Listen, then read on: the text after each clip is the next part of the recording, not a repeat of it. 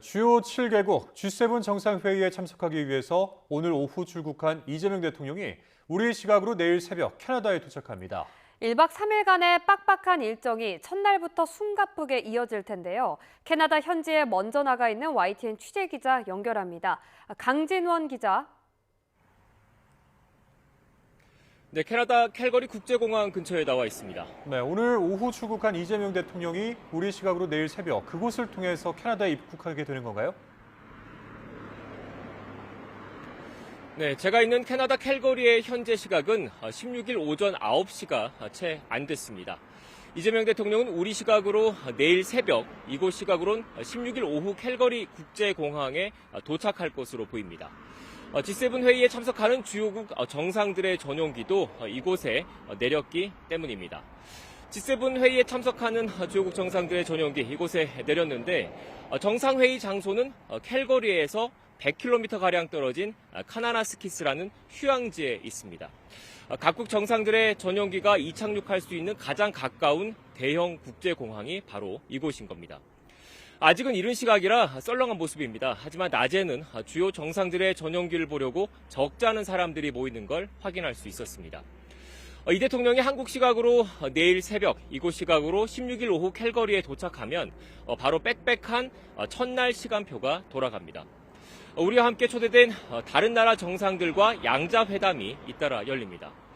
이번 G7 정상회의엔 한국을 포함해서 호주와 남아프리카 공화국, 우크라이나 등 7개 나라가 초청받았습니다.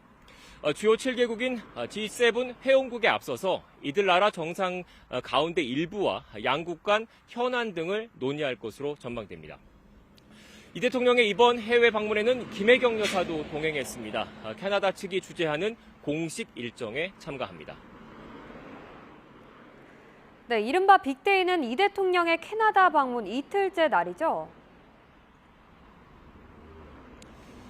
네, 맞습니다. 이 대통령은 현지 시각으로 캐나다 방문 이틀째인 17일 G7 정상회의 장소로 이동합니다. 앞서 잠깐 전해드린 대로 이곳 캘거리에서 100km가량 떨어진 카나나스키스라는 곳인데요. 캐나다 로키 산맥 중심부에 있는 대표적인 휴양지입니다. 이 대통령은 초청국 공식 환영식에 이어서 업무 오찬을 겸한 확대 세션에 참석합니다. 에너지 안보를 주제로 열리는 이날 회의에서 이 대통령은 에너지 공급망 다변화와 AI, 에너지 연계 등에 대해서 발언할 예정입니다. 더 큰 관심은 확대 세션 전후로 예상되는 주요국 정상들과의 양자회담에 쏠려 있습니다. 만남의 형식과 시간 등은 아직 유동적이지만 이 대통령이 트럼프 미국 대통령과 이시바 일본 총리를 처음으로 대면할 가능성이 큽니다.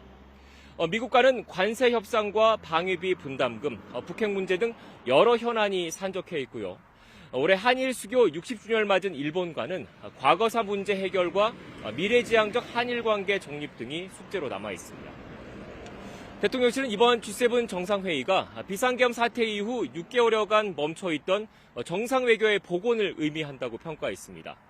또 국익 중심의 실용외교를 적극적으로 추구하는 계기가 될 것으로 기대했는데요. 역대 대통령 가운데 가장 빨리 다자정상 외교 무대에 오른 이 대통령이 어떤 성과를 거둘지 주목되고 있습니다. 지금까지 캐나다 캘거리 국제공항 근처에서 YTN 강진원입니다.